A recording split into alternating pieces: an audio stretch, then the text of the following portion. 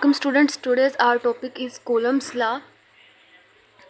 तो students Coulomb's law जो है हमारे पास इलेक्ट्रोस्टैटिक के जो फंडामेंटल लॉज हैं उनमें से एक है, और हमें इलेक्ट्रोस्टैटिक्स के जो फंडामेंटल लॉज हैं या इलेक्ट्रोस्टैटिक्स को समझने के लिए हमें जो है वो कूलम्स लॉ को समझना बहुत ज़्यादा ज़रूरी है। तो स्टूडेंट्स ये चीज़ तो हमें पहले ही पता चली गई थी कि हमारे पास जो है वो चार्जेस एग्जिस्ट करते हैं, और चार्जेस जो है सेम चार्जेस हैं वो एक दूसरे को रिपेल करते हैं, और हमारे पास जो ऑपोजिट चार्जेस होते हैं वो एक दूसरे को अट्रैक्ट करते हैं। तो स्टूडेंट्स जो हमारे पास चार्जेस के दरमियान रिपल्सिव फोर्स होती है और जो हमारे पास अट्रैक्टिव फोर्स होती है चार्जेस के दरमियान, उस फोर्स की जो क्वांटिटेटिव मेजरमेंट है वो मेजर की थी चार्ल्स कूलम ने। ठीक है, चार्ल्स कूलम ने हमें ये बताया था कि जो चार्जेस के दरमियान में जो रिपल्सिव फोर्सेस हैं और जो अट्रैक्टिव फोर्सेस हैं उस फोर्स की जो क्वांटिटेटिव मेजरमेंट है वो क्या है। ठीक है स्टूडेंट्स, कूलम्स लॉ को पढ़ने से पहले हम लोग सबसे पहले जो है वो इसकी अजम्पशंस देखते हैं। ठीक है, कि ये किन किन अजम्पशंस पर बेस करता है। तो सबसे पहली जो अजम्पशन है कूलम्स लॉ की वो ये है पॉइंट चार्ज, यानी कि जो हमारे पास चार्जेस हैं वो पॉइंट चार्जेस होने चाहिए। अब स्टूडेंट्स देखें, जो हमारे पास एक छोटा सा पॉइंट होता है इस तरह का, इस पॉइंट की मैथमेटिकल तो कोई डायमेंशन नहीं होती। तो हमें ये कहा गया है कि अगर हमारे पास दो पॉइंट चार्जेस हों और उन पॉइंट चार्ज के दरमियान हम लोगों ने जो है वो उन पॉइंट चार्जेस के दरमियान में जो फोर्स है उसको क्वांटिटेटिव मेजर करना है। ठीक है, तो फिर वो हम लोग कैसे करेंगे, क्योंकि पॉइंट की तो मैथमेटिकल कोई डायमेंशन नहीं है ना। तो जो हमारे पास दो पॉइंट चार्जेस हैं उनके दरमियान में जो फोर्स होगी हमारे पास, चाहे वो रिपल्सिव होगी या चाहे वो अट्रैक्टिव होगी, उस फोर्स को हम लोग कैसे मेजर करेंगे। तो स्टूडेंट्स हमारे पास दो पॉइंट चार्जेस को के दरमियान में जो डिस्टेंस है हम लोग उनके साइज से बढ़ा देंगे, यानी कि हमारे पास एक ये पॉइंट चार्ज है और ये एक पॉइंट चार्जेस है। इन पॉइंट चार्जेस के साइज़ से ज़्यादा, यानी कि ये देखें ये एक पॉइंट चार्ज है और ये एक पॉइंट चार्ज है, इन दोनों चार्जेस के दरमियान में जो डिस्टेंस है वो हम लोगों ने इनके साइज़ से ज़्यादा बढ़ा दिया है। ठीक है, मतलब कि the distance between these two point charges is greater than the size of these two point charges. ठीक है, इन दोनों पॉइंट चार्जेस के दरमियान में जो हमारे पास डिस्टेंस है वो इनके साइज से बड़ा है। तो अगर हमारे पास इन दोनों चार्जेस के दरमियान में जो डिस्टेंस है वो इनके साइज से ज़्यादा होगा, तभी हम लोग इन पॉइंट चार्जेस के दरमियान में जो फोर्स है, चाहे वो रिपल्सिव है या चाहे वो अट्रैक्टिव फोर्स है, उसको क्वांटिटेटिवली मेजर कर सकेंगे। दूसरी जो अजम्पशन है हमारे पास वो ये है कि हमारे पास ये दो पॉइंट चार्जेस जो हैं हमारे पास ये स्टेशनरी होने चाहिए, यानी कि साकन होने चाहिए, मूविंग चार्जेस नहीं होने चाहिए। ये दोनों चार्जेस हमारे पास स्टेशनरी होने चाहिए। तो स्टूडेंट्स ये हमारे पास कूलम्स लॉ की जो है कुछ अजम्पशंस थी। नेक्स्ट हमारे पास जो है वो स्टेटमेंट आ गई है कि कूलम्स लॉ की जो स्टेटमेंट है वो हम लोग कैसे लिख सकते हैं।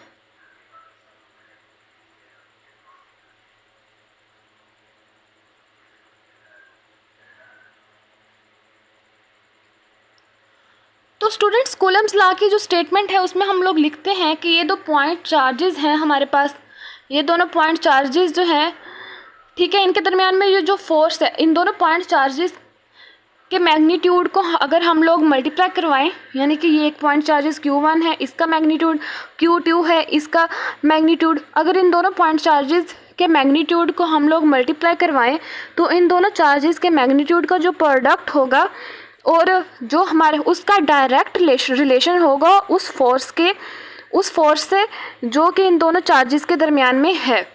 ठीक है, यानी कि अगर हमारे पास Q1 एक पॉइंट चार्जेस है और Q2 एक दूसरा चार्ज है, तो Q1 के मैग्नीट्यूड और Q2 के मैग्नीट्यूड का अगर हम लोग दोनों चार्जेस का प्रोडक्ट लें तो तो वो हमारे पास जो है दोनों चार्जेस के मैग्नीट्यूड का जो प्रोडक्ट होगा वो उसका डायरेक्ट रिलेशन होगा हमारे पास दोनों चार्जेस के दरमियान में जो फोर्स है उसके साथ। ठीक है, फिर हम लोगों ने ये लिखा है कि दोनों चार्जेस के दरमियान में जो डिस्टेंस है उसका इन्वर्स रिलेशन है उस फोर्स के साथ दोनों पॉइंट चार्जेस के दरमियान में एग्जिस्ट कर रही है, यानी कि force is inversely proportional to 1/r²। तो स्टूडेंट्स देखें यहाँ पर हमारे पास जो है वो एक बेसिक सा क्वेश्चन उठ रहा है। ठीक है, बहुत ही सिंपल सा क्वेश्चन है कि जैसे हम लोगों ने ये कहा था कि अगर हम लोग Q1 और Q2 जो चार्जेस हैं उनके मैग्नीट्यूड का प्रोडक्ट लें तो उनका जो उन दोनों चार्जेस के मैग्नीट्यूड का जो प्रोडक्ट होगा उसका डायरेक्ट रिलेशन होगा उस फोर्स से जो कि इन दोनों चार्जेस के दरमियान एग्जिस्ट कर रही है। लेकिन यहाँ हम लोगों ने ये लिखा है कि उसके डिस्टेंस के साथ तो इन्वर्स रिलेशन होगा चार्जेस के दरमियान में जो फोर्स एग्जिस्ट कर रही है और चार्जेस के दरमियान में जो डिस्टेंस है उसका उन दोनों का आपस में इन्वर्स रिलेशन होगा। लेकिन यहाँ पर डिस्टेंस यहाँ पर r नहीं लिखा, यहाँ पर r² लिखा हुआ है। ठीक है, तो स्टूडेंट्स इसकी क्या वजह है?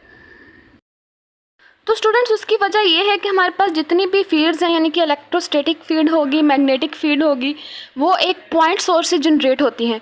लेकिन हमारे पास ये दोनों पॉइंट चार्जेस जो हैं इनके दरमियान में जो फोर्स जनरेट होती है वो एक फील्ड से जनरेट की जाती है। ठीक है, यानी कि ये हमारे पास पॉइंट चार्ज Q1 है, Q2 है, इनके दरमियान में जो फोर्स होगी वो एक फील्ड से जनरेट की जाएगी।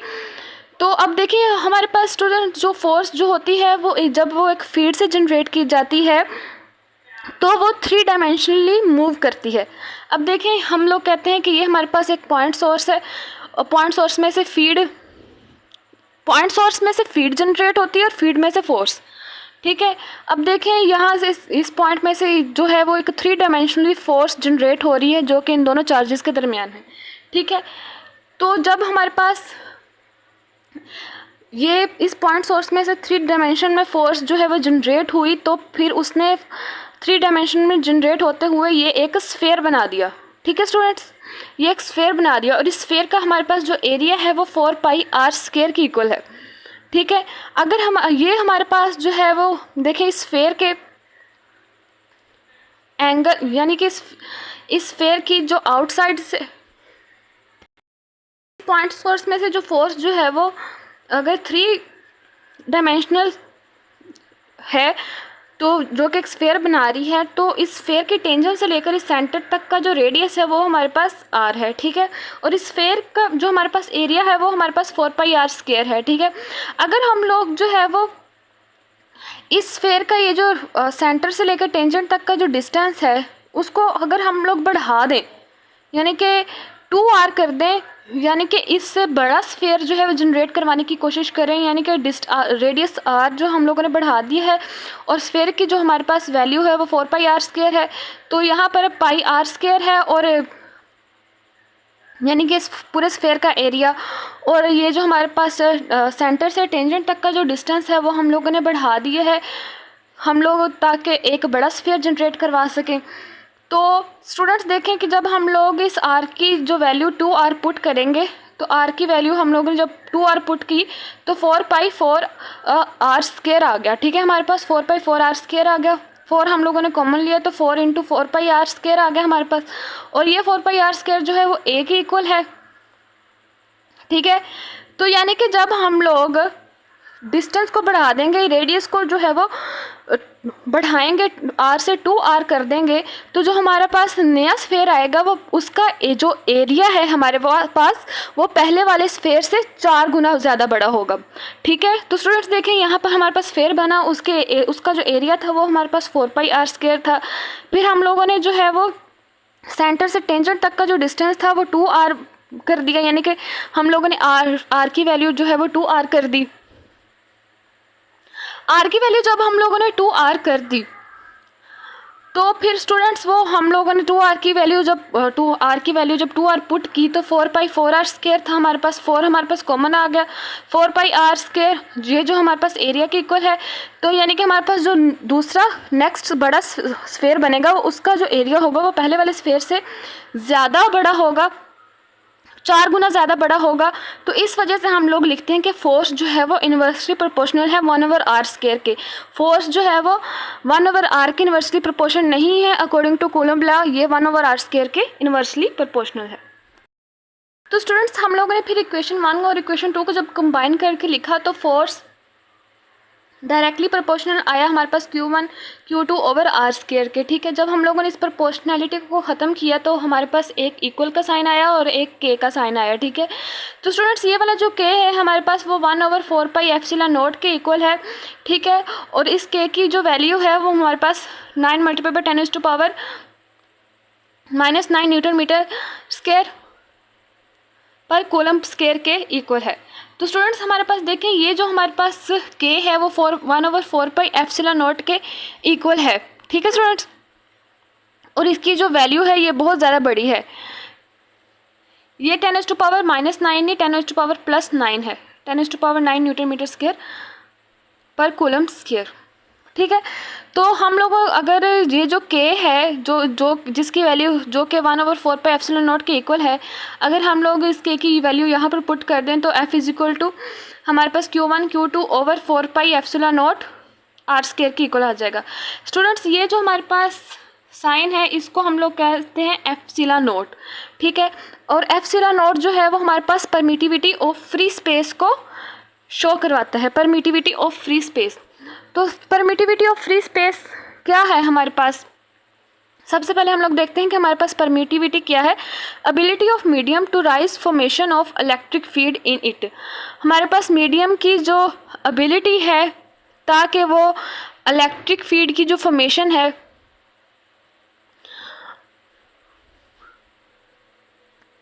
उसको रेजिस्ट कर सके।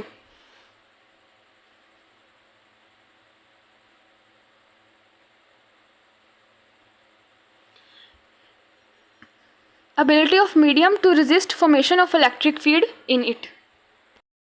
फ्रेंड्स ये देखें हमारे पास ये जो Q1 चार्ज है और Q2 चार्ज है, आप लोग इसको एक मीडियम कंसीडर कर लें और यहाँ में हमारे पास एक फोर्स है। ठीक है, इनके दरमियान हमारे पास एक फोर्स है, और जब हमारे पास अगर हमारे पास इन दोनों चार्जेस के दरमियान एक डाइइलेक्ट्रिक मीडियम आ जाएगा तो फिर हमारे पास उस डाइइलेक्ट्रिक मीडियम के आने की वजह से हमारे पास जो इलेक्ट्रिक चार्ज इंटेंसिटी है वो कम हो जाएगी, क्योंकि फोर्स कम हो जाएगी। इनके दरमियान में जो फोर्सेस है वो डाइइलेक्ट्रिक मीडियम के आने की वजह से वो कम हो जाएगी। ठीक है स्टूडेंट्स, तो स्टूडेंट्स देखें जब हमारे पास देखें ये Q1 चार्ज है और ये Q2 चार्ज है, इन दोनों के दरमियान में जो है फोर्स नहीं है, सॉरी कोई भी डाइइलेक्ट्रिक मीडियम नहीं है, तब जो फोर्स की वैल्यू आती है हमारे पास वो हमारे पास आती है F =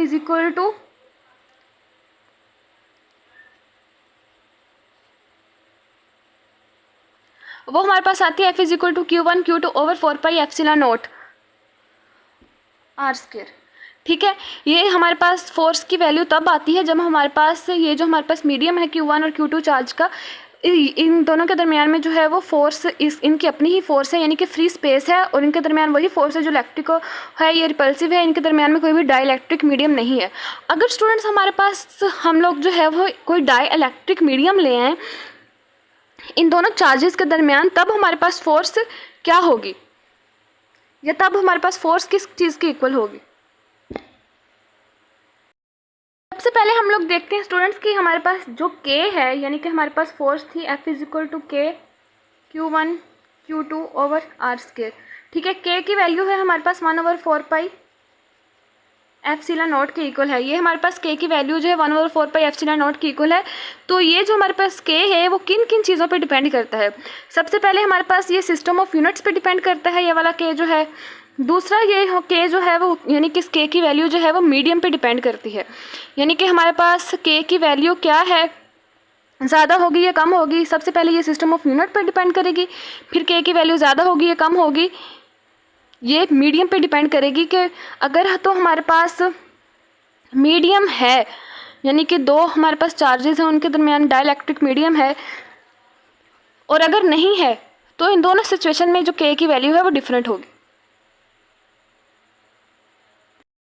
फ्रेंड्स देखते हैं कि हमारे पास जो तो पॉइंट चार्जेस थे Q1 और Q2, जब उनके दरमियान हम लोग एक मीडियम ले आए, ठीक है, हम लोग एक मीडियम ले आए, हम लोगों ने यहाँ पे F के साथ मीडियम लिख दिया कि ये हमारे पास फोर्स तब होगी जब हम लोग एक मीडियम ले आएंगे दो पॉइंट चार्जेस के दरमियान, तो वो हमारे पास 1/4πε0 epsilon R Q1 Q2 over R square के इक्वल आ जाएगी। ये हमारे पास जो एप्सिलॉन आर है ये हमारे पास दो पॉइंट चार्जेस के दरमियान में जो है वो मीडियम को शो करवा रहा है कि दो पॉइंट चार्जेस के दरमियान हमारे पास एक मीडियम है। ठीक है स्टूडेंट्स, दो पॉइंट चार्जेस के दरमियान हमारे पास एक मीडियम है, तो यानी कि हमारे पास जो एप्सिलॉन नोट और एप्सिलॉन आर है ये हमारे पास एप्सिलॉन मीडियम की इक्वल होता है। ठीक है, अगर हम लोग यहाँ इससे एप्सिलॉन आर की वैल्यू फाइंड आउट करना चाहें तो हमारे पास ये एप्सिलॉन नोट, हमारे पास एप्सिलॉन आर जो है epsilon medium divided by epsilon note के इक्वल आ जाएगा। ठीक है स्टूडेंट्स, तो ये हमारे पास जो है एप्सिलॉन आर तब होता है जब हमारे पास दो पॉइंट चार्जेस के दरमियान में यानी कि कोई डाइलेक्ट्रिक मीडियम नहीं होता, फ्री स्पेस होती है, यानी कि वैक्यूम होता है हमारे पास। ठीक है, तो हमारे पास अब वैक्यूम के टाइम पे हमारे पास जो फोर्स थी यानी कि दो पॉइंट चार्जेस के दरमियान हमारे पास जो है वो कोई डाइलेक्ट्रिक मीडियम नहीं था। सॉरी, ये हमारे पास जो एप्सिलॉन है ये एप्सिलॉन ऑफ रिलेटिविटी है, यानी कि पॉइंट चार्जेस की जो रिलेटिविटी है। ठीक है, ये एप्सिलॉन नोट जो है वो हमारे पास तब है, एप्सिलॉन नोट तब होता है हमारे पास दो पॉइंट चार्जेस के दरमियान फ्री स्पेस हो, वैक्यूम हो, और एप्सिलॉन मीडियम तब होता है जब हमारे पास दो पॉइंट चार्जेस के दरमियान जो है वो एक डाइलेक्ट्रिक मीडियम हो। एप्सिलॉन आर जो है हमारे पास परमिटिविटी ऑफ रिलेटिविटी है, एप्सिलॉन मीडियम है हमारे पास परमिटिविटी ऑफ मीडियम है, एप्सिलॉन नोट हमारे पास परमिटिविटी ऑफ वैक्यूम है। अगर हमारे पास दो पॉइंट चार्जेस के दरमियान वो वाली फोर्स जब उनके दरमियान में डाइलेक्ट्रिक मीडियम नहीं था उसको हम लोग डिवाइड करवा दें दो पॉइंट चार्जेस के दरमियान उस वाली फोर्स से जब दोनों पॉइंट चार्जेस के दरमियान एक मीडियम था, तो हमारे पास वैक्यूम के टाइम पर जो फोर्स थी वो हमारे पास 1/4πε0 Q1 Q2 over R square थी। जब हम लोगों ने इन दोनों पॉइंट चार्जेस के दरमियान एक डाइलेक्ट्रिक मीडियम लेकर आ गए तब हमारे पास जो फोर्स थी हमारे पास 1/4πε0 epsilon R Q1 Q2 over R square थी। ठीक है, ये सारी चीज़ भी कैंसिल आउट होगी, ये सारी चीज़ भी कैंसिल आउट होगी, ये सारी भी, ये सारी भी, ये सारी भी, ये सारी भी, तो एट द एंड हमारे पास जो चीज़ बची है वो हमारे पास F vacuum over F medium is equal to epsilon R बचा है। ठीक है, अगर हम लोग जो है वो एप्सिलॉन मीडियम यानी कि मीडियम के जब हमारे पास दो पॉइंट चार्जेस के दरमियान एक मीडियम था तब फोर्स क्या थी वो फाइंड आउट करना चाहें तो हमारे पास एप्सिलॉन मीडियम हमारे पास F vacuum over epsilon R की इक्वल आ जाएगा। ठीक है, तो हमारे पास देखें स्टूडेंट्स, जो एप्सिलॉन आर है वो हमारे पास ग्रेटर देन होता है 1 के। ठीक है, एप्सिलॉन आर हमारे पास यानी कि परमिटिविटी ऑफ रिलेटिविटी वो है ग्रेटर देन 1, तो यानी कि हमारे पास जब दोनों चार्जेस दो पॉइंट चार्जेस के दरमियान जब वैक्यूम होगा तब उनके दरमियान फोर्स ज़्यादा होगी, और दो पॉइंट चार्जेस के दरमियान जब एक डाइलेक्ट्रिक मीडियम होगा तब उनके दरमियान जो फोर्स होगी वो कम होगी। तो एफ वैक्यूम जो है वो ग्रेटर है एफ मीडियम से।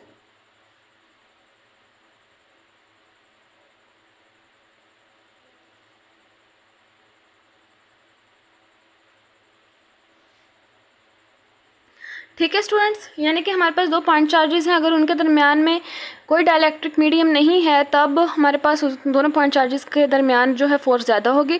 जब उनके दरमियान जो है एक डाइलेक्ट्रिक मीडियम है हमारे पास तब हमारे पास फोर्स कम होगी और इलेक्ट्रिक चार्ज इंटेंसिटी ज़्यादा होगी, और जब फोर्स हमारे पास ज़्यादा है तो इलेक्ट्रिक चार्ज इंटेंसिटी कम होगी। ठीक है, तो नेक्स्ट हम लोग देखते हैं कि स्टूडेंट्स के जो हमारे पास कूलम फोर्स है वो एक म्यूचुअल फोर्स भी है। म्यूचुअल फोर्स कैसे है कूलम फोर्स? तो स्टूडेंट्स हमारे पास देखिए एक पॉइंट चार्ज है Q1 और दूसरा पॉइंट चार्ज है Q2। Mutual force coulomb force एक म्यूचुअल फोर्स है, इसका मतलब ये हुआ कि हमारे पास अगर ये दो पॉइंट चार्जेस हैं तो जितनी फोर्स जो Q1 चार्ज है Q2 पे लगा रहा है Q2 भी उतनी ही फोर्स Q1 पे लगाएगा। ठीक है, तो और इन दोनों के दरमियान में जो डिस्टेंस है वो R है और मैग्नीट्यूड को हम लोग शो करवाते हैं R21 से। ठीक है स्टूडेंट्स, और ये F21 जो है इसकी डायरेक्शन होगी।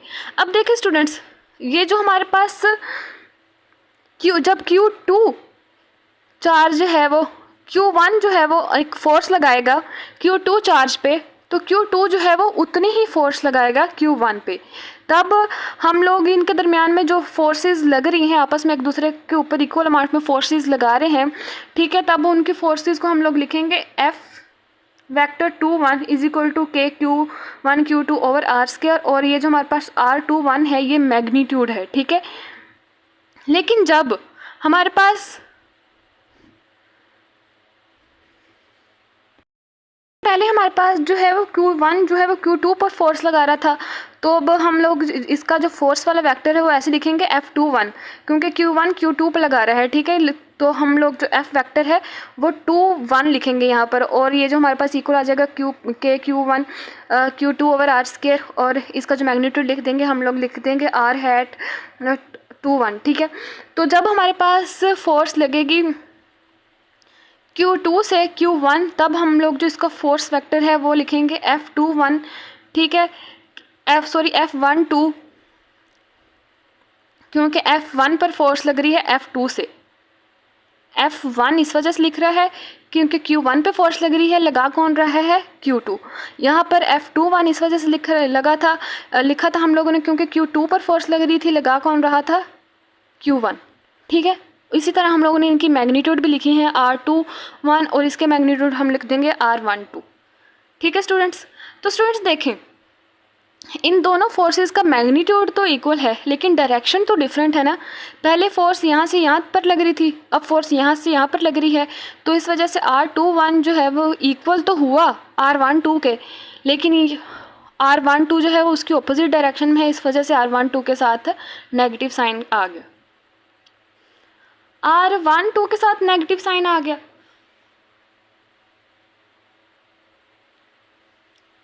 तो अब देखिए ये R21 जो था ये F21 का जो था मैग्नीट्यूड था, और R12 जो था वो F12 का मैग्नीट्यूड था।